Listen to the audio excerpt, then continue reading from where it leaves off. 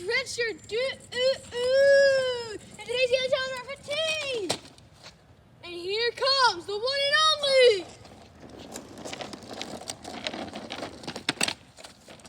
Redshirt Bro, and he is coming in.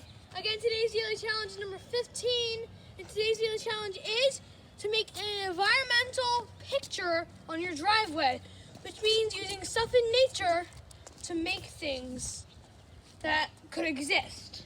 So here I made a guy wearing a hat that's dribbling a basketball, and Redshirt Bro made a little butterfly.